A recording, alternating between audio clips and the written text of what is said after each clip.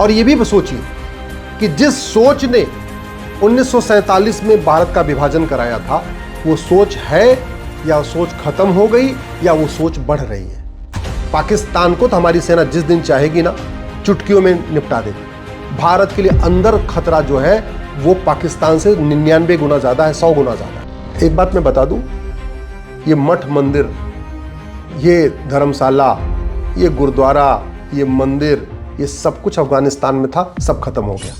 भारत के सभी सांसद और विधायक ईमानदारी से बताएं कि आडवाणी जी को, गुजराल साहब को, मनमोहन सिंह जी को अपना मकान, दुकान, खेत खलिहान छोड़कर क्यों भागना पड़ा था। मैं भारत के सभी माननीय जजों से और सभी वरिष्ठ अधिवक्ताओं से पूछता हूं कि जेठमलानी जी को अपना मकान, दुकान, खेत खलिहान, उद्योग, व्यापार छोड़कर क्यों भागना पड़ा। मैं भारत के सभी खिलाड़ियों से पूछता हूं कि लाला अमरनाथ और मिल्खा सिंह जी को अपना मकान, दुकान, खेत खलिहान, उद्योग, व्यापार छोड़कर क्यों भागना पड़ा। मैं इस देश के सारे लेखकों से, बुद्धिजीवियों से, पत्रकारों से, कलमकारों से विनम्रतापूर्वक पूछता हूं कि खुशवंत सिंह जी को अपना मकान, दुकान, खेत खलिहान, उद्योग, व्यापार छोड़कर क्यों भागना पड़ा था। एक बार आप गंभीरता के साथ सोचिए और यह भी सोचिए कि जिस सोच ने 1947 में भारत का विभाजन कराया था, वो सोच है या सोच खत्म हो गई या वो सोच बढ़ रही है। जिस पाक नापाक की सोच ने भारत का विभाजन कराया, जिस हराम हलाल की सोच ने भारत का विभाजन कराया, जिस पाक नापाक की सोच ने अफगानिस्तान में हिंदुओं को खत्म कर दिया, जिस पाक नापाक की सोच ने पाकिस्तान में हिंदुओं को खत्म कर दिया, जिस पाक नापाक की सोच ने मालदीव में हिंदुओं को खत्म कर दिया, जिस पाक नापाक की सोच के कारण बांग्लादेश में हिंदू खत्म होने वाले हैं, जिस पाक नापाक की सोच ने कश्मीर में हिंदुओं को खत्म कर दिया, क्या वो सोच बढ़ रही है या घट रही है। मदरसों की संख्या बढ़ रही है या घट रही है। मौलवियों की संख्या बढ़ रही है या घट रही है। मज़ारों की संख्या बढ़ रही है या घट रही है। दरगाहों की संख्या बढ़ रही है या घट रही है। जिहाद बढ़ रहा है या घट रहा है। घुसपैठ बढ़ रहा है या घट रहा है। धर्मांतरण बढ़ रहा है या घट रहा है। लब जिहाद बढ़ रहा है कि घट रहा है। और अगर ये सारे खतरे बढ़ रहे हैं तो भारत असुरक्षित हो रहा है या भारत सुरक्षित हो रहा है। आप लोग एक बार ईमानदारी से कुछ समय के लिए पार्टियों की गुलामी छोड़ दीजिए, नेताओं की गुलामी छोड़ दीजिए, थोड़ा स्वतंत्र विचार से सोचिए कि क्या आप चाहते हैं कि जो हालत अब आडवाणी जी की, मनमोहन सिंह जी की, गुजराल साहब की हुई, क्या वही आपके बच्चों की भी हो। क्या आप चाहते हैं कि 25 साल के बाद 2047 में आपके बच्चों को भी उसी तरीके से पलायन करना पड़े जिस तरीके से 1947 में पलायन हुआ। क्या आप चाहते हैं कि आपके बच्चों को भी अपना मकान, दुकान, खेत खलिहान छोड़कर भागना पड़ा जैसे 1990 में कश्मीर में भागना पड़ा था। क्या आप चाहते हैं कि आपके बच्चों को के साथ वही हो जो अफगानिस्तान में हिंदुओं के साथ हुआ, पाकिस्तान में हिंदुओं के साथ हुआ, बांग्लादेश में हिंदुओं के साथ हो रहा है। आंख बंद करने से डर खत्म नहीं होता, आंख बंद करने से खतरा खत्म नहीं होता, चुप रहने से खतरा खत्म नहीं होता। एक बार इसलिए कह रहा हूं, सोचिए, चिंता करिए और कुछ इसका समाधान ढूंढने की कोशिश करिए। मैं जानता हूं आम जनता के पास इसका समाधान नहीं है, लेकिन इसका समाधान संसद और सुप्रीम कोर्ट के पास है। भारत के संविधान में संसद और सुप्रीम कोर्ट को इतनी पावर दी गई है कि भारत के हर खतरे का सामना कर सकते हैं, भारत के हर खतरे से निपटने के लिए वो नियम कानून बना सकते हैं। और एक बात याद रखिएगा, भारत के लिए पाकिस्तान 1% खतरा है, 1%। पाकिस्तान को तो हमारी सेना जिस दिन चाहेगी ना, चुटकियों में निपटा देगी। भारत के लिए अंदर खतरा जो है वो पाकिस्तान से 99 गुना ज़्यादा है, 100 गुना ज़्यादा है। और जो भारत के अंदर खतरा है उसमें जाति बात ही नहीं हो रही है।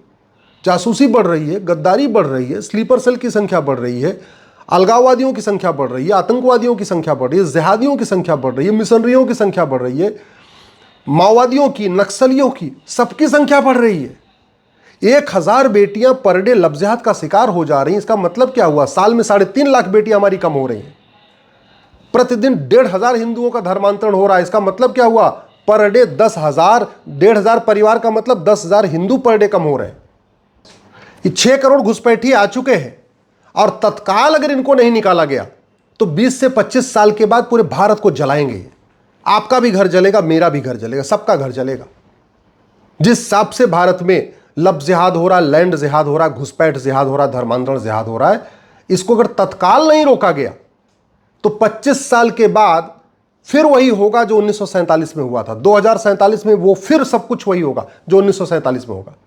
1947 में नरसंहार हुआ था, 1947 में पलायन हुआ था, 1947 में हत्या हुई थी, 1947 में बलात्कार हुआ था। ये सब कुछ 2047 में होगा अगर हमने लफ्ज़ जिहाद को रोकने के लिए कठोर कानून नहीं बनाया, लैंड जिहाद को रोकने के लिए कठोर कानून नहीं बनाया, धर्मांतरण को रोकने के लिए कठोर कानून नहीं बनाया, घुसपैठ को रोकने के लिए कठोर कानून नहीं बनाया और जनसंख्या नियंत्रण कठोर कानून नहीं बनाया।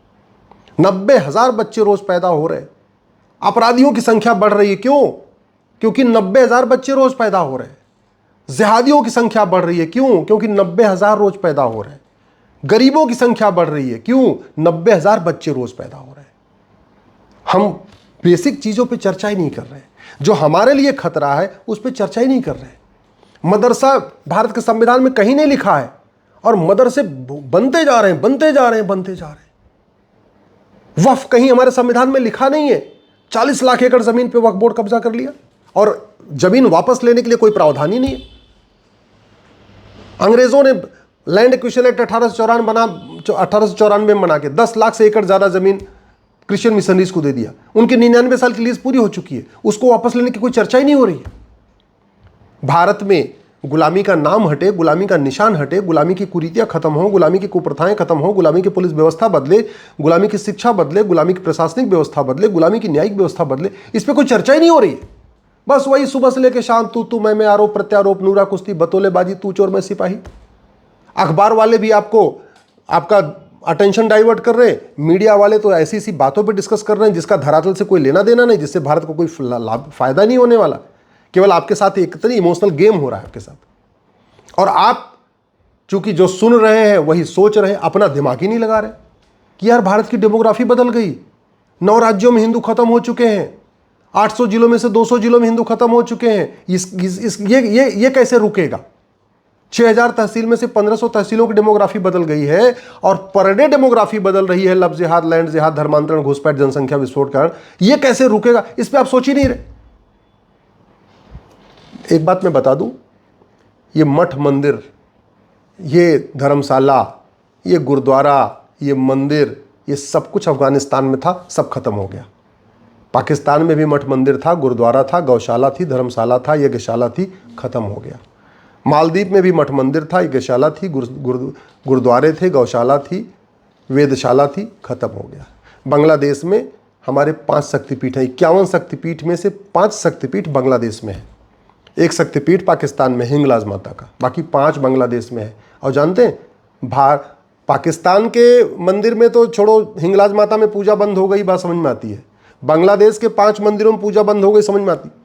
अरे यहाँ भारत के जो शक्तिपीठ है उनमें पूजा बंद हो चुकी है। कीर्तेश्वरी शक्तिपीठ जो अब मुर्शिदाबाद में पड़ता है, वहाँ पूजा नहीं हो रही है। जयंतेश्वरी मंदिर है जहाँ माता की जांगिरी थी, शिलांग में है, पूजा बंद हो चुकी है। मैं जा चुका हूँ। मैं मुर्शिदाबाद का कीर्तेश्वरी मंदिर भी देख के आया हूँ, शिलांग का जयंतेश्वरी मंदिर भी देख के आया हूँ। कोई पूजा करने वाला नहीं आ रहा है। वहाँ के पुजारी भी डर डर के वहाँ रहते हैं। ये हालत हो चुकी है। तो अगर आप सोच रहे हैं कि धर्मशाला बनाने से, गौशाला बनाने से, यज्ञशाला बनाने से, लंगर लगाने से, मंदिर बनाने से, गुरुद्वारा बनाने से सनातन धर्म मजबूत हो रहा है, तो ये सारे के सारे काम हमारे पूर्वज कर चुके हैं, इसके बाद भी खत्म हो गए। जो काम पूर्वजों ने किया और वो काम करने के बाद भी वो अफगानिस्तान, पाकिस्तान, बांग्लादेश, मालदीव से खत्म हो गए, और वही काम हम भी करेंगे तो हम भी खत्म हो जाएंगे। हमारी आने वाली जनरेशन खत्म हो जाएगी। आने वाली जनरेशन तब बचेगी जब हम सोचेंगे वास्तव में कंक्रीट खतरा क्या है। खतरा है लफ्ज़ जिहाद। 1000 बेटियां पर डे लफ्ज़ जिहाद का शिकार हो रही हैं। खतरा है लैंड जिहाद, जंगल, नदी, पेड़, अपना सारे जगह कब्जा होता जा रहा है। खतरा है ड्रग जिहाद। हमारे लड़कों को नपुंसक बनाया जा रहा है, ड्रग में नपुंसकता की दवा दी जा रही है। खतरा है ड्रग जिहाद। बेटियों में बाझपन बढ़ रहा है उस ड्रग के कारण। खतरा है घुसपैठ। 6 करोड़ घुसपैठी आ चुके हैं। खतरा है जनसंख्या विस्फोट। 90,000 बच्चे रोज पैदा हो रहे हैं। खतरा है आपका धर्मांतरण। 1500 परिवारों का पर डे धर्मांतरण हो रहा है। इसका मतलब 10,000 हिंदू पर डे कन्वर्ट हो रहे हैं। खतरा इकोनॉमिक जिहाद है। खतरा एजुकेशन जिहाद है। माइनॉरिटी के नाम पे मदरसे खुल रहे हैं। माइनॉरिटी कौन है, न संविधान में लिखा न कानून में लिखा। माइनॉरिटी होती है जिसकी जनसंख्या 100-200 हो, 1500 हो, 1,000-1,000 हो, 1,00,000-2 लाख हो। करोड़ की जनसंख्या माइनॉरिटी नहीं कहलाती, और भारत में करोड़ों की जनसंख्या को भी माइनॉरिटी का दर्जा दिया हुआ है, और खोलते जा रहे हैं मिशनरी स्कूल, खोलते जा रहे हैं मदरसा। आपको शायद समझ में नहीं आ रहा है। क्यों नहीं समझ में आ रहा है? क्योंकि आप पार्टी के गुलाम हो चुके हैं। नेताओं ने आपका मानसिक खतना कर दिया है, नेताओं ने आपकी सोचने समझने की क्षमता खत्म कर दिया है। हालत ये हो गई है, नेता, अभिनेता, लेखक, बुद्धिजीवी, पत्रकार, कलमकार सुबह से लेकर शाम तक तू मैं कर रहे हैं, बकवास की चीज़ों पे चर्चा कर रहे हैं, लेकिन जिस कारण से भारत की डेमोग्राफी बदल रही है उस पर चर्चा नहीं हो रही है। 90,000 बच्चे, चीन में 45,000 पर डे, भारत में 90,000 पर डे, चर्चा ही नहीं हो रही है। एजुकेशन जिहाद पे चर्चा ही नहीं, इकोनॉमिक जिहाद पे चर्चा ही नहीं, हलाल जिहाद पे चर्चा ही नहीं, लैंड जिहाद पे चर्चा ही नहीं, लफ्ज जिहाद पे चर्चा नहीं, ड्रग्स जिहाद पे चर्चा नहीं, पॉर्न जिहाद, पोर्नोग्राफी बढ़ा के हमारे लड़कों को पोर्नोग्राफी में डुबोया जा रहा है, अश्लीलता में डुबोया जा रहा है, हमारी यंग जनरेशन बर्बाद हो रही, चर्चा ही नहीं। बस समाजवाद, सेकुलरवाद, लोहियावाद, अंबेडकरवाद, गांधीवाद, पेरियारवाद, ऐसी चीज़ों पे चर्चा हो रही जिससे भारत का कोई भला नहीं होने वाला।